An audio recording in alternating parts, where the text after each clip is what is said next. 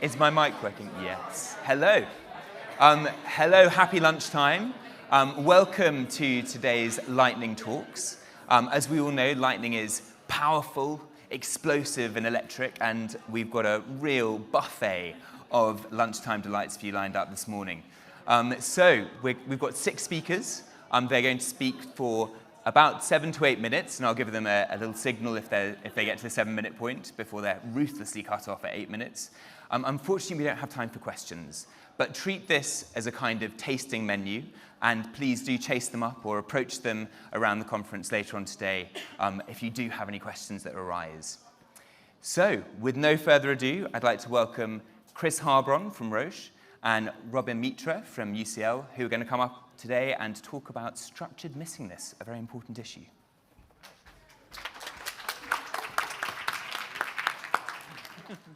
Okay, do we have a clicker? Slides. Ah, good, right. Great, okay.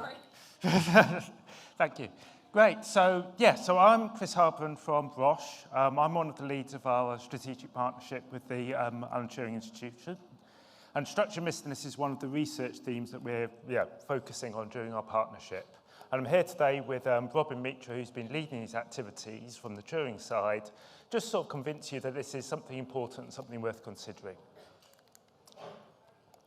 So, what we may want to be doing, we may want to be thinking about how do we predict a patient's response to treatment.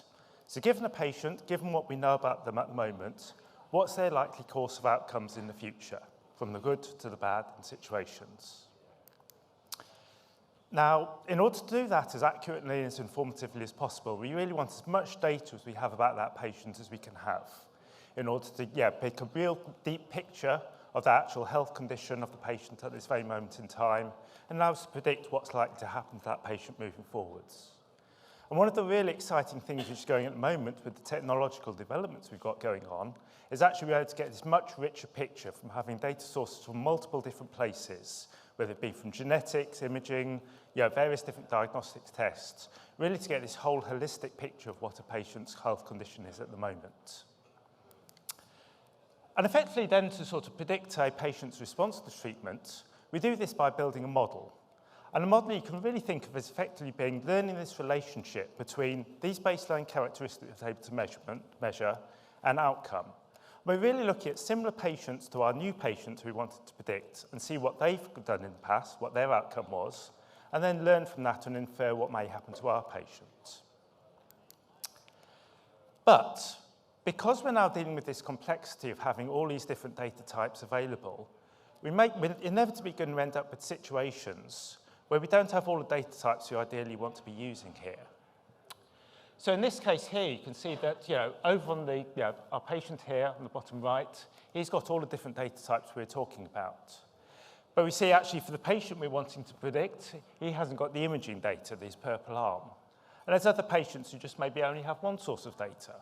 But they're still giving valuable information we want to be able to use in order to inform and make that relationship and make these predictions on our new patients. So, and what we see this is we end up with this, in this case, structured missingness.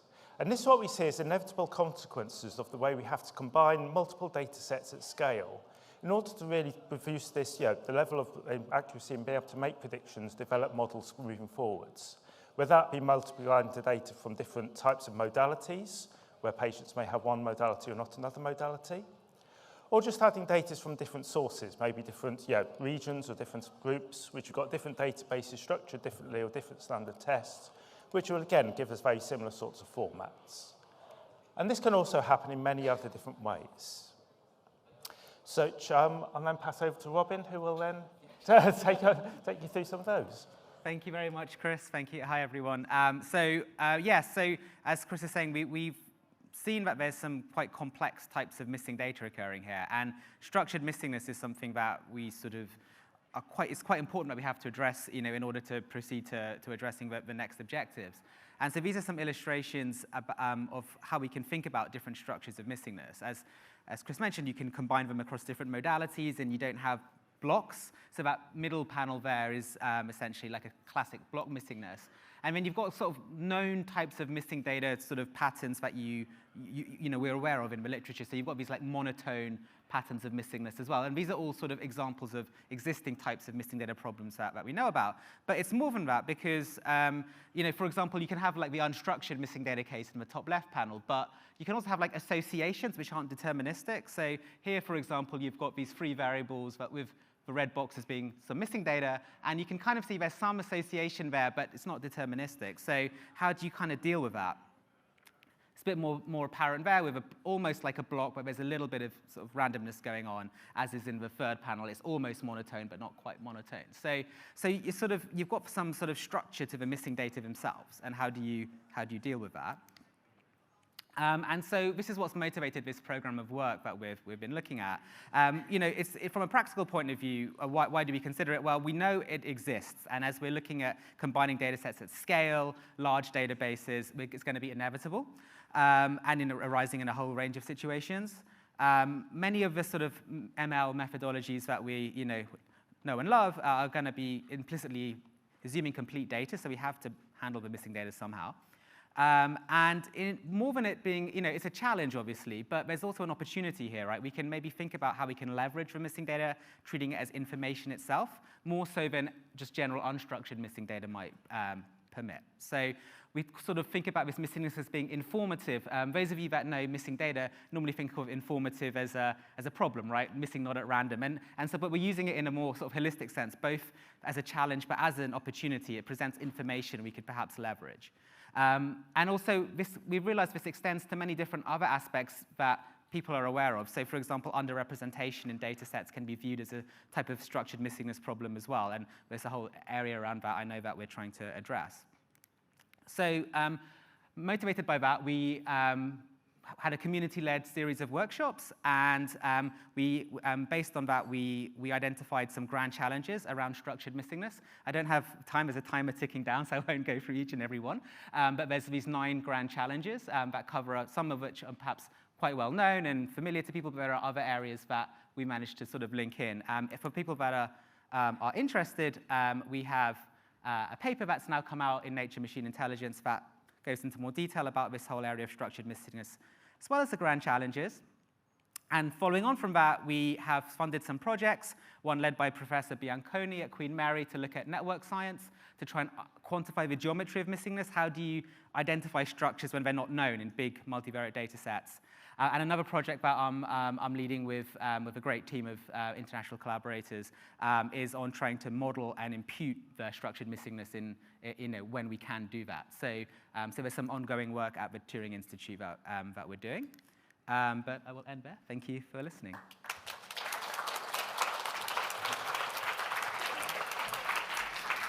Brilliant. Thank you so much to Chris and Robin. So next, we're going to seamlessly move from structured missingness to 2 fascinating areas being brought together of virtual populations and health inequalities. So can we give a big AI UK welcome all the way from Glasgow? We've got Alison Heppenstall.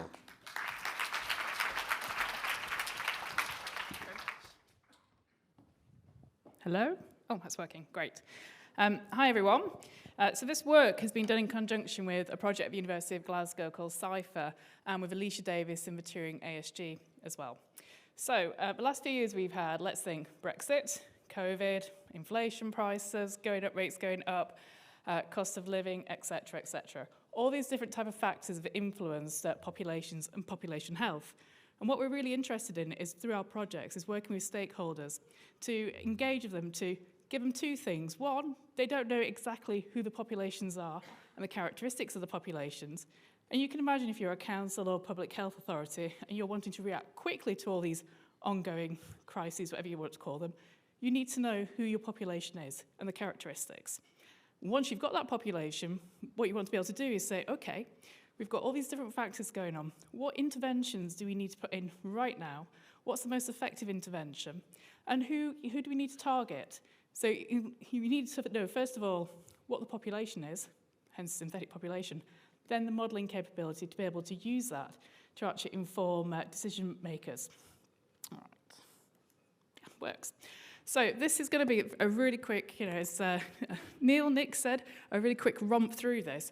And what you can do when you create these populations, you can slice and dice them in very different ways. So what I'm going to show you is some work that we've been doing, and we can create a population, then we can look at the subpopulation, so we can look at who the different people are, where the different people are, and characteristics. We can look at the different geographies as well. So of course, when you develop these policies and interventions, they play out for different populations at different places, different times as well. Let's get to it. Right, so I'm working in a public health unit and I'm working in urban analytics. What we're really interested in is understanding relationships, interventions on populations. There is a very clear body of evidence that shows you that poverty is strongly correlated with poor mental health. The poorer you are, the worse your mental health is. Now, as I said, local authorities are interested to know what are the impacts of these different factors at the moment on people's health, and importantly, what can we do to try and help with this? And this is where these projects and engagement with Turing has come in. We've done two things. So first of all, with the Cypher project, we've created synthetic populations, representations of the population throughout the UK. This is being done with the UK census now. For obvious reasons, we can't have full, accurate individual level data of the population, so we have to create it. So we can take the UK census as our spine point, and we've got a bunch of surveys out there as well. So we've used Understanding Society, which gives us lots of different attributes we don't find in the census, and we can create customized populations. Now, we're working in the area of health and health inequalities, so we've selected characteristics to build these populations. We create individuals that have all the representative characteristics, and then the next stage is that we can put them into the different areas. So we can create a synthetic population for the UK and place them in the places. So we can give that immediately to local authorities. We're working with GMC, Greater Manchester, and they can start doing analytics on it and start understanding where the different populations are that they have at the moment are. Now, based on the fact that the census is every 10 years, we can update that and we can give them really sort of up-to-date data about the populations that they have. So that's stage one. The next thing we can do that is then build these models to actually do something with the population to model the impact of interventions or explore what the impact are potentially going to be. And that's the second thing here. So here, the sort of diagram you can see is a simulation model, a micro-simulation model. We put the data in on one side. Those sort of orange boxes look so simple, but they're not. We do system mapping, participatory mapping, numerical analysis. We work out the pathways. So if you improve someone's salary, that will have lots of knock-on effects. They will have better accessibility, perhaps buy better food. There's all sorts of feedbacks and different layers of complexity in there affecting their mental health. So we put the data in, we map out all the middle bit in there, and then we look at the output. In this case, we're looking at the impact on mental health. So what I'm going to show you are sort of a few sort of scenarios that we've been playing around with as a bit of a taster and where we're going to go this type of work.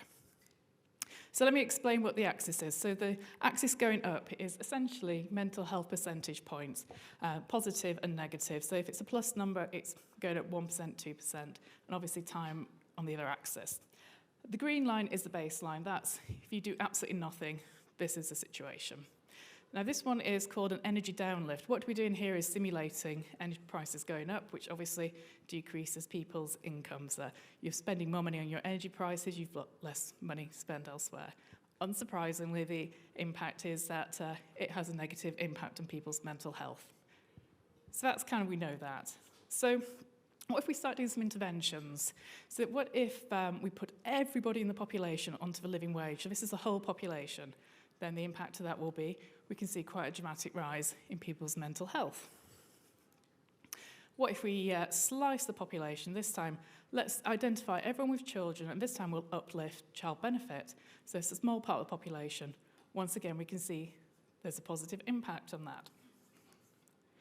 What we can also do is put all these different interventions together, which allows our policymakers to have a look at a range of different things and how they play out over time.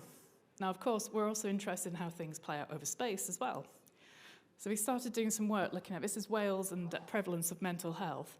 We'll create a population, we'll look at a scenario. How does that play out in different regions as well? So all these sort of things are the sort of capabilities that we can do.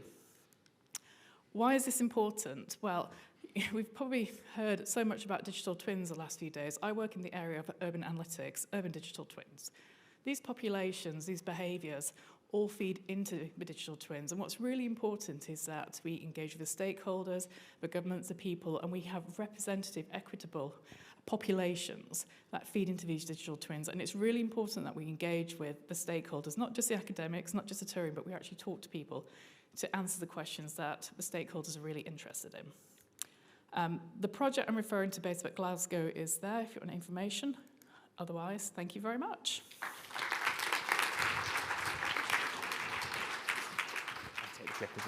Great. Thank you so much, Alison. For any latecomers, my name is Nick Foggle. I'm a clinical lecturer at the University of Southampton and also a co-organiser of the Clinical AI Interest Group. Do look us up online. So we've covered various areas so far. We've been through structured missingness, synthetic populations, and health inequalities, and we're now going to seamlessly move on to privacy preservation. So we've got two speakers who are going to speak to this, both come along the district line from Imperial. We have Aras Selvi and Anastasia Borovykh.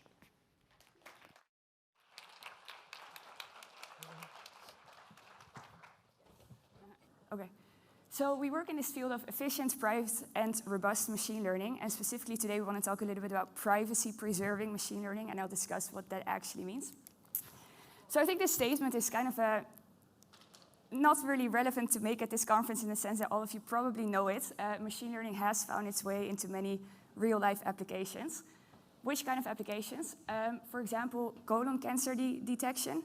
Looking at the image, detecting does this person from who the image comes have colon cancer, yes or no?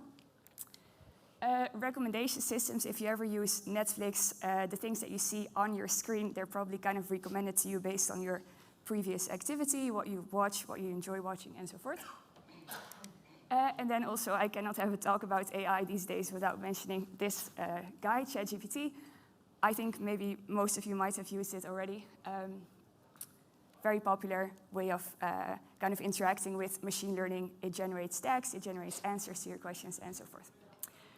All right, so that's all very nice. And then I can ask you the next question. How are these models actually trained? So how, when these models are used by you, how were they actually trained? And then the answer is, well, they're probably trained on all of our data. And then the next thing you might ask me is, okay, so why should I care? Is this an issue? I think all those applications are nice. I might be wanting to contribute to colon cancer detection. ChatGPT makes my life easier because I can use it to write emails. What's the issue with the fact that these models are trained on our data?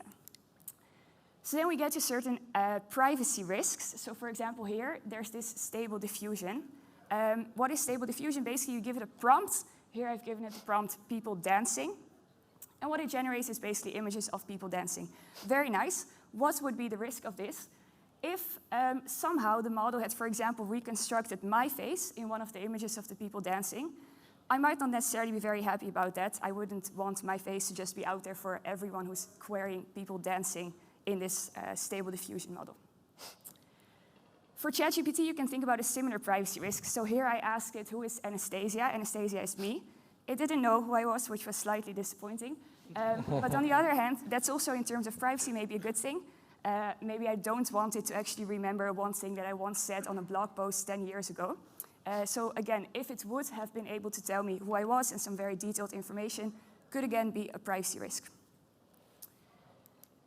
And then in this particular case, it's a little bit more interesting in the sense that even knowing that your data was part of this particular data set might in itself be a privacy risk. So why? Maybe you don't want people to know that you have colon cancer. So being in the colon cancer data set, if someone can find out that you're part of that data set, again, privacy risk. So as the applications of machine learning have been growing, also these kind of attacks on machine learning methods have been growing. So what I mean with attacks specifically, I mean these kind of privacy extracting attacks that extract from models your sensitive information. So these are just 3 papers, but there are literally like thousands of papers in the space. Many more are coming out every day. A few specific attacks in a bit more detail. So this one would be the data reconstruction attack. So if the model indeed generates or reconstructs my face when I query it people dancing, we call it the data reconstruction attack. Point is, this is possible to do. If you give me, for example, model parameters, I might do some tricks with the model parameters and actually reconstruct your data. If I query it certain things, it might also actually be able to reconstruct very specific data points. Same thing with ChatGPT. If, as I said before, it is able to give me very specific information about me, something that I again posted on a blog post many years ago, you might say that the model has memorized this data, again, a privacy risk. And because the models that we use, neural networks, are super, super, super large, memorization does happen. So they actually exactly memorize certain data points. So this is another issue. It might, for a certain query, certain prompt, give you a very specific answer. And then the final thing for the colon cancer data set, we call it membership inference attacks. Again, you give me the model, I do some tricks with the model parameters, and I'm able to infer, were you part of the data set or not? So these are lots of challenges that we face, and then I hand over to Aras to talk about how we can actually protect against these things. Thank you very much. I am Aras, a PhD student at Imperial College, more importantly, a volunteer at this event. So in half an hour, you can see me in my orange t-shirt being a bouncer in front of the rooms. So you can start to think, how can we protect our data not to have all these things we discussed? And one of the simplest things would be anonymization, just delete people's name and just release it. But if you like drama as much as I do, you will enjoy some stories of failures. So the first one comes from AOL search engine. So they just share lots of anonymized search queries, hoping that this will help some research. But then within a week, New York Times just randomly picks a person and identifies that easy. And then you can see it's like just narrowing down approach, just like inspecting anyone and keep looking at the queries will just immediately tell you all the people because we're not that unique, it turns out. Another story comes from Netflix challenge, where they just release people's, let's say, the scoring on the movies. And then this is again anonymized, but again within days, the competition was canceled because people could immediately link the preferences with IMDb preferences. And then you can immediately tell people's political opinions because they did not reveal political movies on their IMDb, but this is available on Netflix. And another story comes from the 90s when Massachusetts governor was diagnosed with something. He never revealed anyone, but he got a get well soon card. These can all happen, and a cure is differential privacy. So I'm going to have a very small introduction. This will not be super instructive, so please find me after the talk if you're interested to hear more. Let us hold a data set of salaries of people in London. You can see me, Anastasia, our Prime Minister, and Brian May. Lots of people are there. And we got a query, okay? So the idea is not to share the whole data set by just deleting names. Let's wait until we get a query, okay? Let's say the query is that what's the average salary between those people between 20 and 45-year-old, okay? Let's say the true answer is 26,000, but we don't reveal this. We take 26,000 and add a noise, and we reveal the noisy version of this salary. And this noise will depend on one thing. How much can this answer change the most by changing one person in that data set? Obviously, if you take Rishi Sunak out and put a PhD student in, it will drastically go down, right? So we would like to have some sort of sensitivity, and then we compute this difference, and we scale the noise cleverly so that this difference would be more than the difference between Rishi Sunak's salary and mine, okay? And there is a privacy accuracy trade-off. I'm racing with the timer here, so I will be faster now. The story is that if we want to be more private, our answers become less accurate. So privacy versus accuracy. Okay. So in my research, I fixed the privacy level and I tightened the confidence intervals. Okay. And you can see that although my examples were very introductory, you can see that Apple emoji collection, Facebook movement range maps, and LinkedIn's analysis articles, as well as census data, use this approach. You can find our websites on these QR codes, so feel free to get in touch with us if you have questions. Thank you for listening. Thank you so much, Anastasia and Aras. So from privacy, we now move on to COVID-19 detection using audio. And for that, I'm going to hand over to Harry Coppock from Imperial College London. Thank you. Pleasure. Round of applause, please. Thank you, and thank you for coming. So in the interest of time, I'll jump straight into it. So today is a story of how confounders can mislead a whole research field into thinking a technology is possible when really it's not. So what's the problem setting? So is it possible for the latest machine learning models to detect whether you have COVID or not by the sound of your voice? So as of July last year, there were 93 published papers, all who reported that you could do this technology, 75 of which said the classification metric was above 75%, and 44 above 90. So people are saying you can do this tech. And this was super exciting at the start of COVID, and a number of people were getting involved, including the UK government. And at the time, we released an opinion piece, kind of warning why maybe this technology should be taken with a pinch of salt, just detailing some issues maybe. So the first one is this just a healthy versus sick detector? So during the COVID pandemic, especially during lockdowns, if you were ill, you probably had COVID. People weren't getting flu, for example. So is this just leveraging confounders of symptoms rather than a true causal audio biomarker caused by COVID-19 infection? Other issues is environmental corruption. So when you take a recording of your voice, like a cough or speech, your acoustic environment has a unique fingerprint, so the model can leverage this when making a decision. So if it sounds like I'm in a big room with lots of people in there, it's less likely I have COVID in a collected data set. And if it sounds like I'm in a small, humid room, I'm more likely to have COVID because maybe I'm feverish and things. So in these collected data sets, these confounders correlate with COVID, but are not causally related. So when you apply them to the outside world, they no longer are useful signals. Other issues are such as things like non-participant blinded. So if you know your COVID status, your knowledge of the label can kind of come through and into your voice, maybe through emotion. We know AI is very good at emotion detection from audio, for example. But I'll quickly run through them. So basically, at the start of the COVID pandemic, the government wanted to evaluate whether this was possible or not. Because if it's true, it essentially promises a free digital mass test for COVID-19 anyone with a smartphone could do. So that would have been amazing. And the results were saying it was way better than a lateral flow test. So the government formed a team, and we had two main questions. So one, is there a true signal? And two, assuming the answer to question one is false, is there still some utility? So the way we did this is we collected a very big data set through NHS Track and Trace and React of 80,000 participants.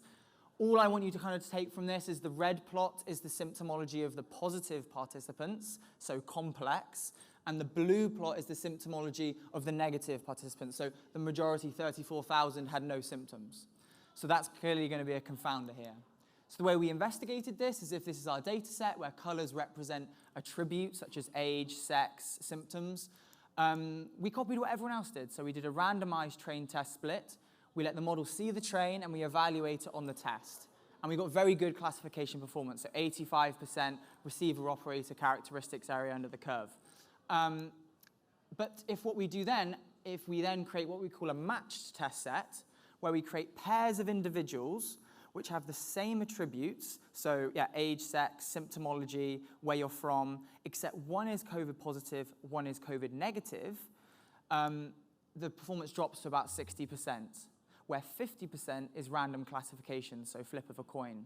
Now, there's still some residual signal there, so maybe this is due to maybe a weak COVID audio biomarker. Maybe it does express itself in some circumstances. But we have some strong evidence to suggest that this is actually due to unmeasured confounding. So what do I mean by that? It means, let's say I had a sore throat in the study, but I didn't tick I have a sore throat in the survey. It still expresses itself as sore throatiness in the acoustic signal that the model can leverage, but we cannot address it through standard statistical practices. And we have some very nice results, which are pretty novel, to suggest that the rest is actually unaccounted for bias. And I point you towards the paper to have a look at those, because we don't have time for that today. So the second question is, we've shown that there is no true signal for COVID. COVID does not, SARS-CoV infection does not causally yield a kind of fingerprint or signal in the infected individual's acoustic sounds, their respiratory acoustic sounds. But maybe we can leverage some of the confounders in a public health setting for like triaging. Short answer is no, we can't. The red plot here is our acoustic AI model, which is state-of-the-art, very big, costs a lot of money to train, and the same backbone as ChatGPT, for example. And the blue line is a simple symptoms checker. So what we did when what the NHS did when you wanted to get a PCR test, do you have a new cough, or have you had a recent change in sense of smell or taste? And the simple symptom checker consistently outperforms the machine learning model in a classification space, so rock curves at the top, and in a utility space, which is like a space that we constructed to evaluate how useful it is in a public health tool. So yeah, in summary, basically, there is no unique signal, and yeah, simple symptom checkers outperform them. And there's some real big lessons for the community to learn from. It's when you see that an AI model achieves these results in a task X, really question the researchers, because, not question researchers, but think about it yourself. What can this actually mean? So an example of this is if you have a load of pictures of huskies running around Chelsea, and you have a load of pictures of wolves running around a snowy Alaska, and you ask a model, and you train a model to classify the difference between the two, it's going to do very well, but it's not because it's truly picking up on the true signal of what a husky looks like and what a wolf looks like. It's actually just a simple pixel classifier. It's just, is there white pixels? Is there Chelsea looking like, I don't know, gray pixels kind of thing? And if you deployed this in the real world, and it saw a husky in a snowy environment, it would classify it as a wolf. So it's important that we look under the hood into these models and take a look at exactly why these decisions are being made. So if you want to have a look at some maybe of the explainable AI techniques we implemented, along with how we address for some of these unmeasured confounders, our paper is in submission to Nature Machine Intelligence, but it's available now on arXiv if you want to take a look. Also, if you're interested in more about confounders in AI, on Twitter, I post about it regularly. So yeah, thank you so much.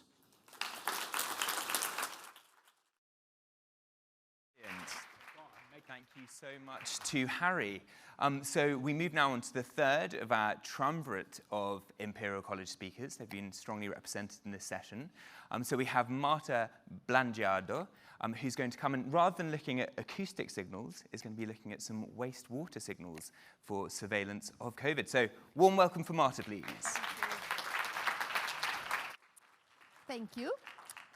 So yes, I'm Marta Blangiardo. I work at Imperial College, as many of my colleagues here today. But I'm presenting today some work as part of the Turing RSS Health Data Lab. And in particular, we looked at how wastewater can be used for public health surveillance, and more in particular, how we can use spatio-temporal modeling to actually try and get an estimate of the infections, basically.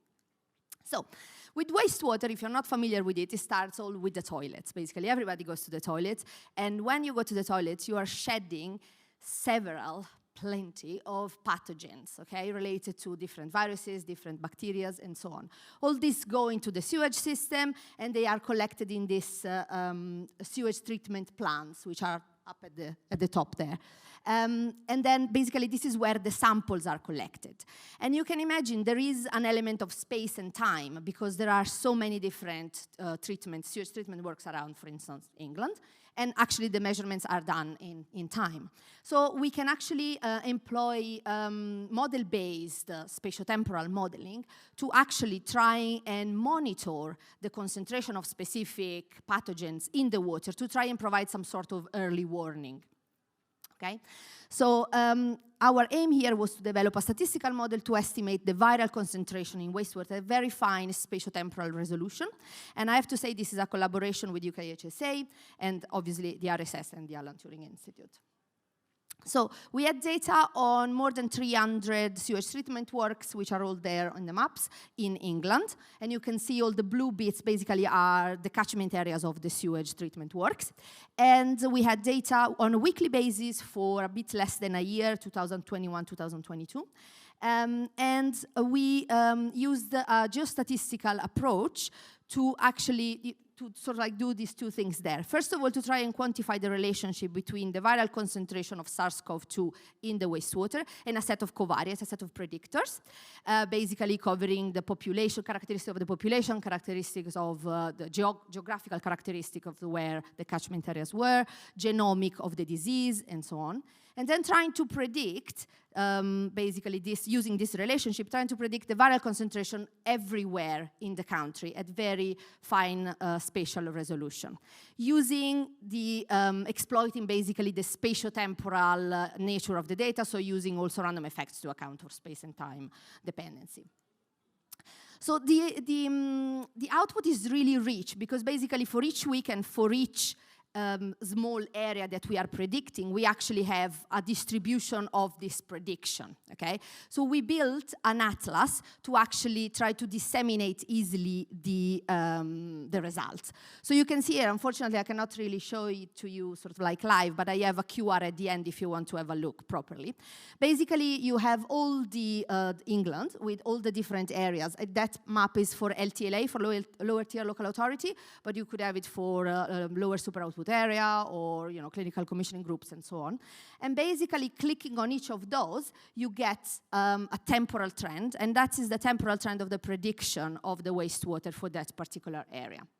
The other thing that we did was to try and use this rich output to get some sort of flag, okay, to detect. And basically the idea was to try and detect areas where we had wastewater increasing consistently across several weeks. In this case was 3 weeks. And then we were assigning a probability of this increased trend. And that would really help the decision makers, because in theory, the idea is actually when an area gets flagged, then you go, it's an early warning detection, and then you go and kind of like trying to understand what's going on or try to deploy more resources.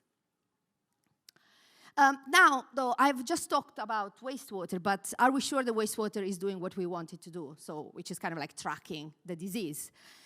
So this is what actually we are doing at the moment, and it's kind of like a little bit of an open question. But just looking at those plots there, which are the relationship between viral waste concentration of SARS-CoV-2 in the wastewater on the x-axis and the prevalence of COVID on the y-axis, you can see that the 9 plots are for the 9 regions in England, and the different colors are for different months in our study period. You actually see that the relationship is non-linear, it changes in time, it changes in space. So it's kind of like quite complex. So what we are trying to do now is to actually build a spatio-temporal model where we link the wastewater, where we sort of like put in, we try to explain the prevalence based on the wastewater, and then again confounders as spatio-temporal random effects to actually see if wastewater is adding something. And this is kind of very preliminary results. There is something going on, so we are doing a little bit better than without the wastewater, but still it's something we really need to, to exploit much further.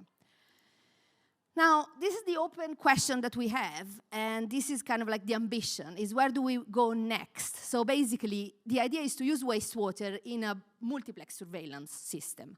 So really, you have all this data that this is in the context of COVID, but you can think of that for any kind of disease. So you may have syndromic surveillance with, GP data, 111 NHS codes, and so on. You can have diagnostic tests, you have hospitalization, mortality, randomized surveys, which was in the case of COVID, for instance.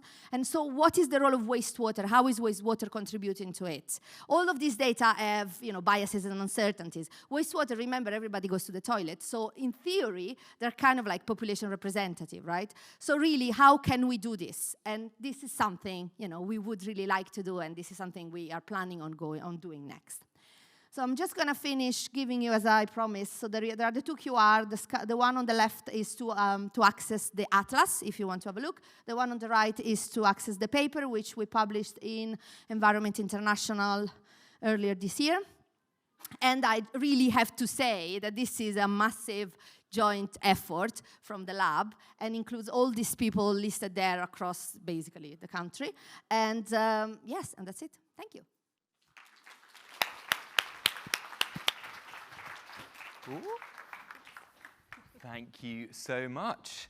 Thank you, Marta. So we're going to finally move on to the last of our lightning talks, which is going to be given by Ali Shahin-Shamsabadi, who is part of the home team from the Turing.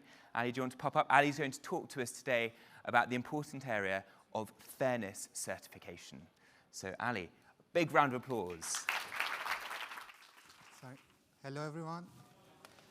Yeah, I'm Ali Shahin Shamsodi, Research Associate at the Alan Turing Institute. And let me start by the question that did you know that UK government is working hard to regulate AI, to have some sort of trustworthy AI in which we can unleash the full potential of AI while keeping our fundamental values. So today, I will be talking about our framework, confidential profit, that can help UK to achieve this goal. Over the past few years, the use of AI has continued to increase in UK. Many institutions, such as financial firms or healthcare providers, they are deploying AI across different business lines, products, and services. For example, in 2019, Bank of England, they conducted a survey to understand the use of AI in UK financial services. Overall, 72% of the financial firms who responded to this survey, they reported that they either use AI or developing the AI applications. Okay, it's good and it's true that AI brings a range of benefits to customers and to us as a customers of the financial firms or healthcare provider or other institution. However, AI can also raise novel risk. Here I will be talking about the fairness. The deployment of the AI in higher stakes decision-making system is associated with the risk of the unfairness, which is the unfair decision toward the particular subgroup, which is defined usually based on the sensitive attribute. I would like to call it illegal attributes, such as gender. For example, in 2018, Gebru's team, they demonstrated that darker-skinned women are the most misclassified demographic group in the commercially used facial recognition system, which is sad and disappointing. I don't think that anyone wants this. So that's why UK is working hard to regulate the AI in order to keep these kind of fundamental values for us, for example, the fairness here.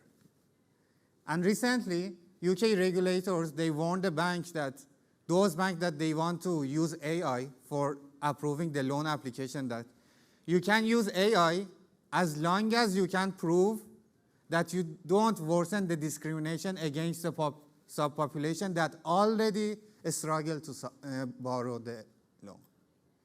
So in this situation, yes, you can use AI. So one of my main goals is to build a tool that, using that tool, UK government can audit the trustworthiness of the services that is provided by the institution, those AI-driven services. These tools is important because it can eventually increase the earned customer trust on these kind of services. They will understand that which kind of risk they will face if they use these kind of services. And it also can detect those kind of dishonest institution or dishonest bank that they abuse the public trust and they want to look fair even if they are not.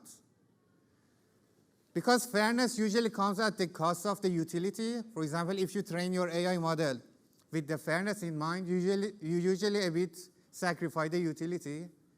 And having a fair model, it needs more work. So you need to make more effort to build a fair model rather than just if you just optimize for the utility or the accuracy.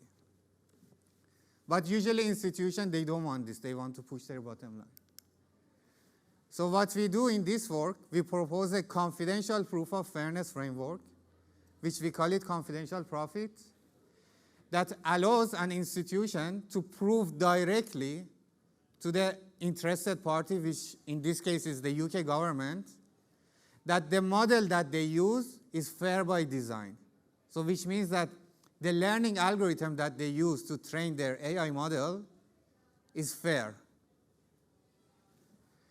And we use the zero knowledge proof here because we want to protect the confidentiality of the data and the model that they owned by the institution, because it's their intellectual property, so they don't want to lose this, because this is the business, their business. So using this confidential profit, for example, a bank can get a fairness certificate from the trusted parties, such as the UK government, that the AI-driven service that they provide to the customer is fair. And now we as a customer, we can trust them and use those kind of services. In this work, we instantiate the confidential profit for the decision trees, because decision trees are the most widely used models in sensitive domains such as the finance and health, because of the amazing property that they have, such as being interpretable. So when you have a decision tree, you can easily explain why did you make this decision. So if you approve the loan to me, you can explain that, okay, why did I give a loan to you, or if I reject the loan. And they can be used in other ensemble methods such as random forest and get a better performance. And then when we want to implement this using the zero knowledge proof, which is the cryptography primitive, we need to be careful in terms of the computation, because usually when we do things in the crypto, it's super expensive. So the learning algorithm that we propose, it not only promotes the fairness, but also it's efficient to be implemented in the zero knowledge proof. So using some real-world data set, we were able to show that in less than 2 minutes, you can get a fairness certificate from the trusted party for your institution. Thank you very much.